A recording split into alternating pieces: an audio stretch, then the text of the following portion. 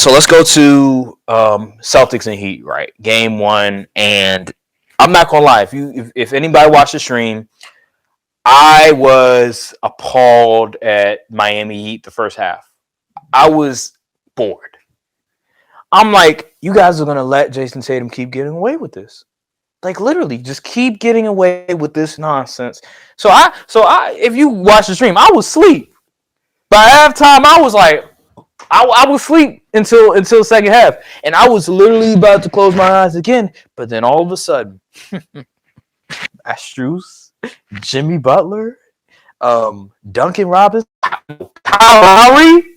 Once those guys started to turn up, I woke up. I was like, I had to stand up for a second. I was like, hold on, wait a minute, because stuff got interesting, and the Boston Celtics.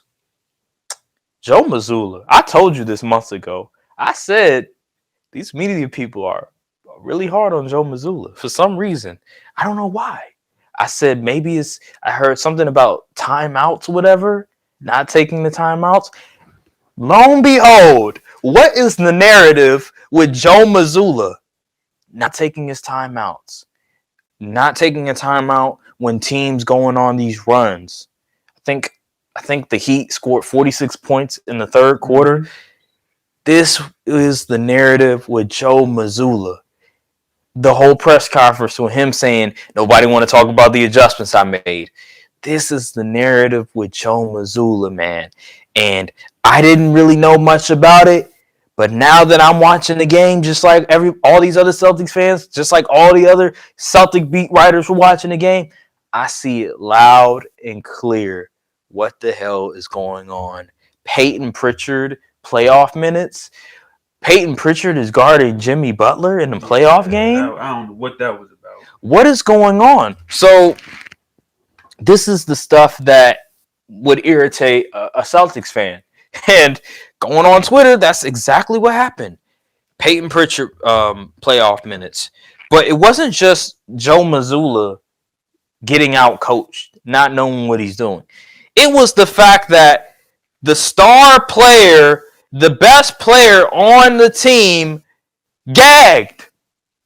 I'm talking about choked. I'm talking about couldn't score a basket in the fourth quarter. In the second half, only attempted 5 field goals. Jason Tatum. There was this one play. Matt Strus was guarding him. Guess what move he did? Tried to do? A step back? Yes. In and out. Step back. Guess what Matt Strus did? Sat on it. Yep. Didn't go for it. Clamped his ass. I think he traveled too. Yep. He does the same move. Same three moves. I've been saying it. I'm like, he has 3 moves. Like, what happened to his bag? Yo, you know what was funny though? On the other hand, Bam Adebayo was doing the same move. He was doing a jab step and then speed boosting. And it worked. I'm like, what, bro? I think he did it to Robert Williams maybe twice. I'm like, yo, this dude has one move and he does it every time. Jab, step, speed boost. And he'll try to drive or do like a fadeaway. That's all he does. And it worked. And so the Celtics are just, you could tell the coaching, the attention to detail is just not there. The fact that I don't think they have a 500 record at home this playoffs. I think they might have I don't know. I forget what it is, but it's bad. They lost to the Hawks at home. They lost to the Sixers at home. They nearly blew the series, but the Sixers, they have Doc Rivers as a coach and Joel Embiid and James Harden, so they got left off the hook. But you're playing a team that got heart. You're playing a team that knows how to win. You're playing a team that's best player is a dog. That when he smells blood, he attacks. A certified killer. You're playing a team with the best coach in the NBA. This is a series that you look at it and it's like, okay, how much value does a coach really have on a basketball team? How much value does culture have to a basketball team? How much value does mental toughness have to a basketball team when you're the inferior opponent? from a talent perspective. How much value does that have, right? And this series will prove how much value that all those qualities have versus versus a team that's just as more talented. So it'll be interesting to see if Miami wins this series. Man, I know we're getting the hypotheticals, and I'm sounding like these NBA media people, but But if we're being real, there's no reason the Celtics should lose this series. They have so much talent. But when you have that mental toughness, when you have that underdog mentality, when your best player has no fear at all, and when he's in the playoffs, arguably top 2 best player in the playoffs, and you're the best coach in the NBA, it's going to be very hard. It's going to be very hard. So, man, tonight I cannot wait. I think the Celtics. It'll be close. I cannot wait. I want to see how the Celtics sort of rebound after what just transpired. I want to see how Jason Tatum rebounds, because you're going up against Jimmy Butler. This is not Joel Embiid. This is not James Harden, who after the first series went to Las Vegas for like a couple of nights. This is not that team. This team, they are locked in. They have to be at a certain body fat percentage in order to play, or else they can't play. That's how locked in they are. That's the Heat culture. They don't mess around with this stuff. And so, man, just your reaction to game 1. Now, when you said that you was about to fall, you was asleep. Yes. In the beginning, I ain't gonna lie. I was like, "This is boring." So I was like, "What is this?" That's why I don't really like watching Heat games like that. Yeah. It's kind of boring basketball, but you gotta respect they're a good team. But this is boring. Then I was like, "Why is Kyle Lowry getting his game off all of a sudden?"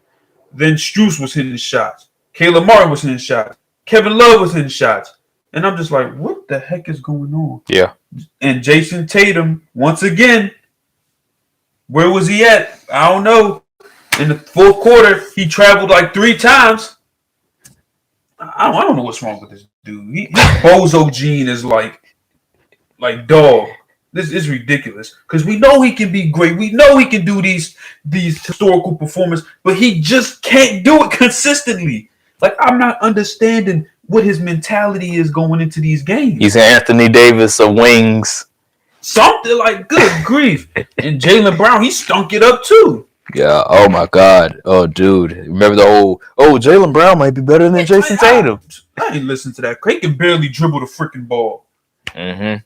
That Celtics team, they just didn't look locked in. They weren't. They were good. I don't know if they expected to just come in there and just whoop up on the Heat or something, but that's what it looked like. I always listen. I said this the last round. Oh, let me say this, because we weren't able to sort of react to Game 7, but of the Celtics and Heat series. But one of the things that just frustrated the hell out of me about the Game 7 was the fact that Embiid didn't take advantage of just Al Horford and how slow he is. Like, dude can't move. Like, he's damn near a statue. And one of the things that when you look at Celtics, right, you're like, oh my God, how are they like scoring? Bro, Al Horford is a freaking statue. He's like 36 years old. He has no type of quickness at all. So when I was watching a game and I was looking at Embiid trying to post him up, I'm like, what are you doing? Like, that's all he can do is guard the post. He's a great post defender. And when Embiid, when he started to, like, I think it was during the transition and got the ball almost at the top of not top of the key, but at the wing, almost at the 3-point line, he scored back-to-back baskets because he's strong and he's too quick. So when you look at the Celtics, Robert Williams, he's getting exposed for whatever reason. I don't know what the hell's going on with him. And Al Horford as well, because all he can do is really guard the post. He can't really defend on the wing like that. If you're Jimmy Butler, if you're one of these guards that, you know, they can create their own shot and you got a little quickness to you, a little wiggle to you, Horford is not going to be able to cook. No, he's not going to be able to guard nobody on the wing. Why you think Curry was able to take advantage of that drop coverage? Horford can't guard him one-on-one. He too slow. He too old. So yeah, man. Don't be fooled by brand names. Don't be fooled by the name. Watch the film. Horford is too slow guarding these wings, guarding these guys that can actually get a bucket. But if you're like a big that wants to post up like an Embiid who's stupid as hell whenever Horford is guarding him, then you're gonna lose half of the time. But anywho, I just wanted to get that out of the way. But yeah, the Celtics just name value. We have to like really analyze like every player, because if we just look at the names on the roster, you're gonna be like, oh my god, they're so talented, and they are talented.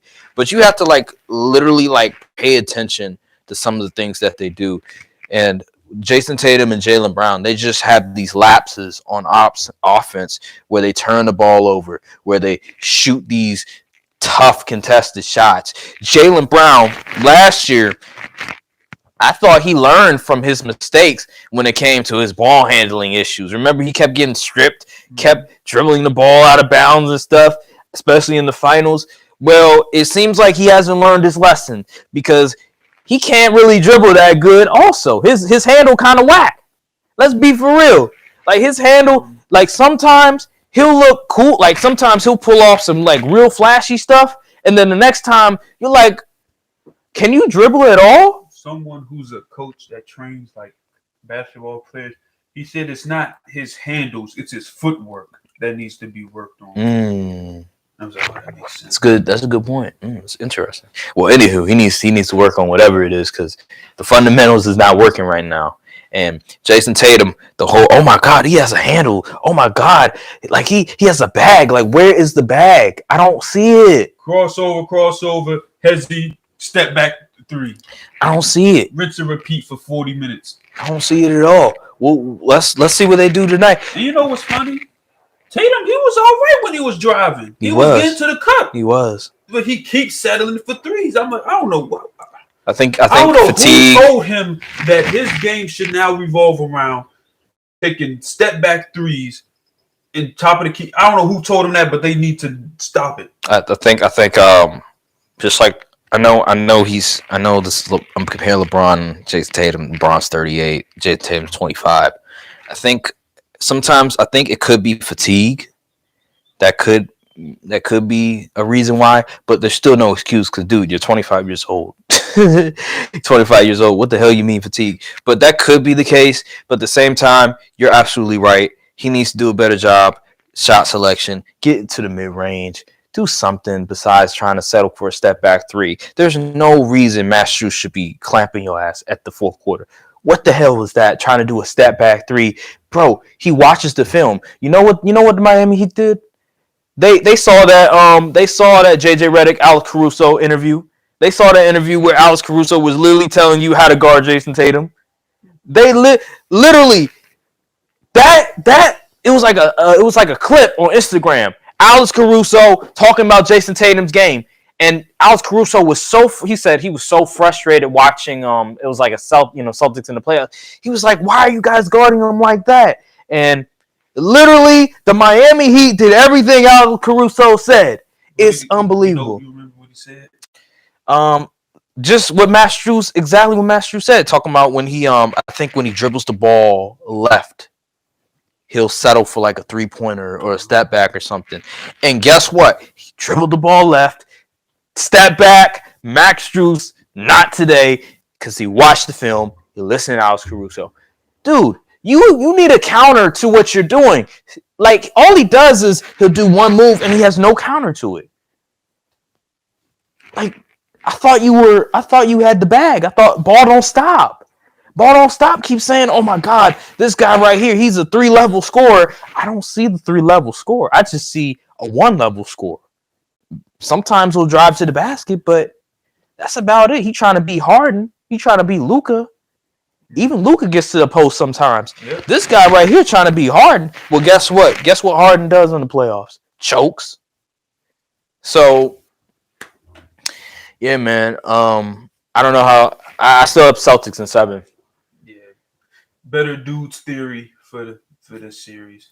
But if Miami Heat wins this series, dude, what That's the gonna hell? be. That's gonna be. I'm gonna be rooting for the Jimmy Butler ring, Oh my God! and then I'm pushing some nasty agendas. What the hell are the Celtics gonna do if they lose this series? Joe What can Mazzulla, they do? Joe Mazzulla's gonna be out of He's here. cooked food. Who they gonna hire? Who they Mike hire? Budenholzer. Nah, they're not gonna hire Mike Budenholzer. Who they hire? Like, dude, I know this is like way down the line. I know, like, oh my God, you sound like NBA media people. But literally, like, just the way that they're looking right now, you lose to an AC. Now this AC, man. Imagine if they played the Celtics in the freaking first round, dude. Oh my God. Imagine if the Celtics didn't lose to the Hawks in the first round, and they played the Celtics in the first round. I meant a play-in. If they didn't lose to the Hawks in the play-in. Oh my God. Oh my God. Oh. See, Celtic fans would have been sweating. Oh man. Anywho, yeah. Game 2, I expect Celtics to win this game. They have to. It's over. I think it's going. Because the Heat undefeated at home, aren't they? I think they are. Yeah, they are. Oh, I did say this. I said the Heat are going to have to. They can't win. They can't beat the Celtics with 99, 97 type of game. You can't beat the Celtics only scoring 102 points. You're going to have to score over 110. You're going to have to score about that much. You're going to have to hit shots. And what did they do? They hit shots at the end. They were able to keep the Celtics under 110. And that's what's going to happen because the Celtics are too talented. So if the Heat can continue to hit shots, Kyle Lowry continue to hit shots while turning the Celtics over, it's going to be really bad for the Celtics because the Heat defensively, they're so good. Like if you watch the game, just watch how Bam Adebayo, like the way that he sort of positions himself and recovers after every shot, after every sort of pass. Like it's incredible just how well coached they are. And damn, imagine if like another superstar goes to the Heat. Oh, Imagine if like Embiid goes to the Heat or like Dame goes to the Heat. Dude, the league would be in trouble. I mean, they're still in trouble, but like it would be tough. You get Embiid, you get Butler and like Embiid, man. But yeah,